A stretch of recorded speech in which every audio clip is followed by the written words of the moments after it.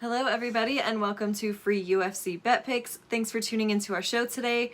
We are here breaking down UFC Vegas 16, Hermansson versus Vettori. These are our early predictions here after watching tons of tape. We will have our post-weigh-in video on Friday like normal where we give our final bets, parlays, daily fantasy advice, all the good stuff. So let's get into our next fight here. It is a lightweight bout between handsome Matt Wiman and the Monkey King Jordan Leavitt. Jordan Leavitt undefeated with 7 wins. He has got an inch of height advantage and 4 inches of reach advantage. The betting odds have Leavitt as the second highest favorite on the card at -450 and Wiman the underdog at +330. What are you thinking about this one? This one I feel safer about than the other one that we talked about, Movzar. I think Leavitt, his path to victory is exactly Wiman's path to defeat. Wiman keeps getting taken down. Leavitt has, he's got okay wrestling, but great submission game. He likes to get overhooks and throws. He doesn't go for body locks and trips. He's gotten some trips, but he likes to get some throws and land in side control. And then he likes to do the splits, after he subs you. Yeah. So, and he's... the worm. Yeah, and the twerk, yeah, the splits, torque, and worm. Really good fighter. It's a little bit... It almost seems too easy. It seems like Matt Wiman is being fed to this guy who the UFC wants to hype up a little bit. Matt Wiman, people know him. He's been around for a long time. He first fought in UFC 60. He's handsome Matt Wiman. He's born in Denver, Colorado, so that makes sense. But I think that they're just trying to give Jordan Leavitt a name here. So, in Leavitt's last fight, of course, it was in Contender Series against Luke Flores. He got the round 1 arm triangle, and Luke Flores is good. He's 9-1. He's a good fighter. So, it's it was a good win. He immediately goes for the single leg. Flores wraps his legs around him and Leavitt just slams him. It was a hard, really exciting slam. We normally don't see that vicious slam game out of Leavitt, but it was a nice slam. Passes a side control, gets a scramble. Luke gets back up, but then kind of pulls guard. It was like a strange performance from Luke Sanders. That's what I'm trying to say without sounding critical. But it didn't seem like a good decision by Luke Sanders to go back to his guard. As soon as, literally, he goes down to his guard the second time, after he slams, gets up, gets slammed, he gets up, he pulls guard, and Leavitt is in half guard and literally syncs up that arm triangle 5 seconds after it hits the ground. Sanders should have done anything. Flores, my gosh, yeah, I keep wanting to call him Luke Sanders. Flores should have done anything to avoid the ground game. The bad fight IQ is what's making me think Luke Sanders, son of a gun. So anyway, before that, he fought Bevon Lewis's brother, Levon Lewis. Not making that up. Gets the second round anaconda choke. He loves going north south, and then he's syncing up like anaconda to a gator roll. Or if he's under you, then he'll go for an arm triangle. He just loves the arm in chokes at any angle from the back, from north south, or from half guard. They were wrestling on the cage. Jordan goes for a high clinch hip toss, and when Lewis gets heavy to prevent it, he kind of puts his butt down to prevent the hip toss. Jordan did an amazing job of just switching the takedown to a trip and using that momentum. Just classic judo stuff.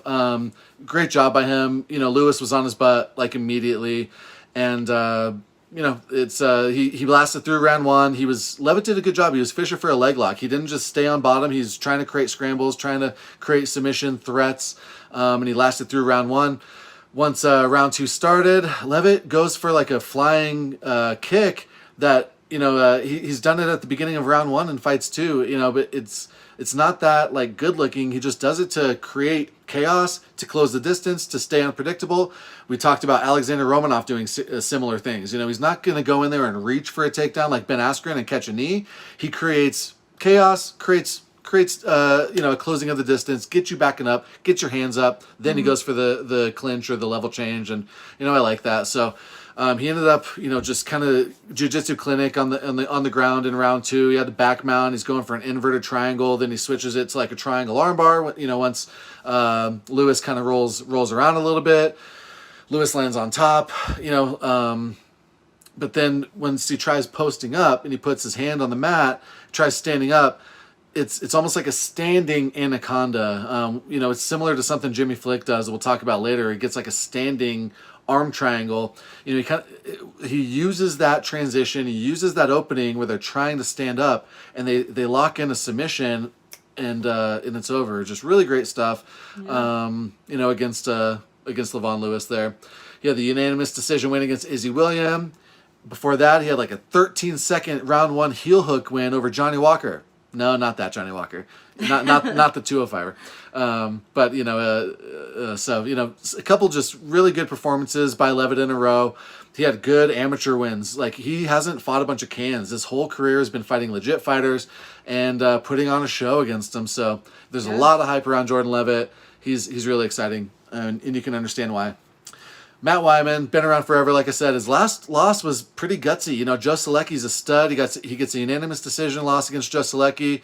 That was in December 2019. You say, oh my gosh, he's had a year off. That's like nothing. Matt Wiman took years off before that. It's really weird, and you kind of don't know what to expect. And he's 37, I think. And it's like, why is this guy taking years off? He's just had injury problems, and so you kind of don't know what you're going to get, but you kind of know exactly what you're going to get. I don't expect him to be worlds better than he's been in his last few fights, but the Joe Selecki fight, he just keeps getting taken down, and he couldn't do anything about it. Joe would get his back, and he's on heavy ground and pound in round 1. It looked like it was going to get stopped. Even I think it was Paul Felder. He's like, oh, this fight's about to get stopped. He's landing heavy ground and pound, and Matt just shows so much durability and guts. He rolls back. He had the back mount. He rolls back onto his back, and he's facing the mount, facing the ground and pound. Just a really tough guy. You got to give him respect. Joe ended up getting the body triangle, looking for a choke. I love it. I love the body triangle. I think it's one of the biggest missed opportunities in a lot of times. These guys get hooks in or they get the back. It's such an easy, obvious thing to get the body triangle in. And when you do that, the fight ends there or the round ends there. Like, they don't get out of that. So I like that he does that. Round 2, Joe going for takedowns. Matt is quick to accept it and goes for a guillotine. It looked like, in round 2, Wiman was tired, and he starts going for that guillotine that, when his coaches are wanting him to fight off the takedown. So it's pretty much a story of that, but Joe Selecki's a stud. The fight before that against Luis Pena was pretty interesting. That was June 2019. Pena had him in the clinch in the first 30 seconds. He's trying to get some knees up to his face. He can't reach. He's like going for the left. Wiman's just staying tall. Finally, he gets a right knee up there, and it just gashes Wiman's left eye wide open. 30 seconds in, and he's busted wide open. Like, they stopped it in round 1. I think it was Big Dan Mergliotta. Yeah, he stops the fight in round 1 so the doctor can check it. Between rounds 1 and 2, they almost stopped the fight again because this cut. It was just a vicious cut from a clinch knee. Matt just keeps going for takedowns. He gets a takedown, but Luis Pena sweeps him. Then he just keeps fishing for these takedowns that Pena is fighting off. Pena's winning the striking game. It's pretty much the story of the whole fight. Strangely, at the end of the 3rd round, Wiman's foot just kind of buckles. So, I think this fight was going to go to decision. Pena couldn't finish him on the ground, but they're standing up. Wiman's backing away in the 3rd round, and his foot buckles under him, kind of like Sean Malley. It's not Sean O'Malley anymore. The O's gone. Like Sean O'Malley, his foot just kind of buckled under him, against, my God, Marlon Vera, right? Cheeto Vera, yeah. And it was a similar thing that happened to Matt Wiman. And so Luis Pena goes in and he's doing the same ground and pound that he'd been doing, but the ref knew that Wiman wasn't looking good, and so he stopped it. But it was kind of a fluky end. Again, it looked like Wiman was going to last to a decision there as well. Part of the reason why that's so important is because we really think this fight's going to go to decision. So, it's even that round 3 ground and pound loss to Luis Pena, it was kind of fluky. Before that, he gets a unanimous decision win against Isaac Valley Flag. You were watching the tape before this one of me, and you're like, I can't believe he wins this fight. Like, how does he win this fight? Because the whole time he was on the cage, but Valley Flag, really had nothing for him. He was just holding him up against the cage without doing much damage, and then Valley Flag ends up getting pretty gassed at the end of the fight, and every time. Matt has really good grappling, so it was almost ridiculous. Valley Flag keeps, when he was holding him up against the cage, that's great, but he keeps going for the single leg, and like 3 times in a row, Wiman takes his back when he's going for the single leg takedown, and I can't believe he kept doing it. But that's what won Wiman the fight, is just horrible fight IQ from Isaac Valley Flag, because he was holding Matt Wiman up against the cage, no problem. And so that would be 3 decisions in a row if it wasn't for that foot problem. So, Jordan Leavitt, you know, he can finish. He's great with submissions. Matt Wiman's not going to get submitted here. He's had Joe Selecki on his back for 10 minutes out of a 15-round fight, didn't get submitted. 100% lock of the week, Jordan Leavitt by decision. I was getting that at plus 160. Get it while it's hot. Yeah. Like, this video, you know, we're not even pressing bets here. We're not trying to pick a bet on every fight. Not even necessarily trying to pick a pick on every fight. Trying to tell you what the tape shows, and sometimes the pick is obvious. Sometimes the weigh-ins are needed to see. Sometimes it's a pass. Yeah. Jordan Leavitt by decision at plus 160 is some of the freest money you're going to find in a long time. Yeah.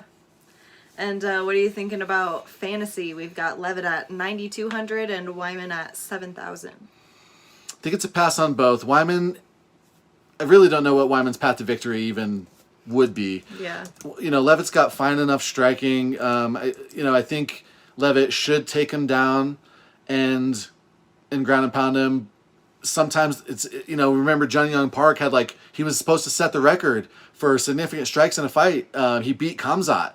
But Khamzat was cage side sitting with Dana White. Khamzat didn't like that. And Khamzat's like, nah, let's say he landed 10 strikes. So I had Park in my lineups. He gets a draw against Sam Alvey, and it cost us some juice and parlays, but at least it didn't get voided.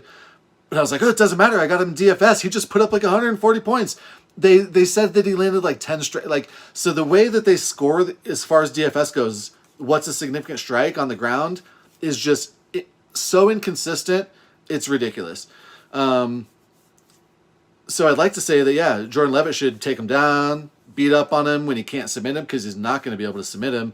But I think it's just a pass, especially at 9,200. Wiman seems like great value at 7,000, but there are better punt plays because Wiman is not going to finish Jordan Leavitt. So I think it's a pass on both. All right. I think that's a wrap on Leavitt versus Wiman. Anything else you want to add on this one? Nope. Thank you all. Hope you can tell how hard we work on this. We're trying to get to 1,000 subscribers so we can go live and be chatting with y'all, have you guys commenting and hyping up the good comments and stuff. So we just need more subscribers. If you're watching this, please take a second and subscribe. We really appreciate y'all. Yeah. Thank you all so much for watching. We will be doing that post weigh-in video on Friday, so make sure you check that out. And yeah, thanks for watching, and we'll see you next time.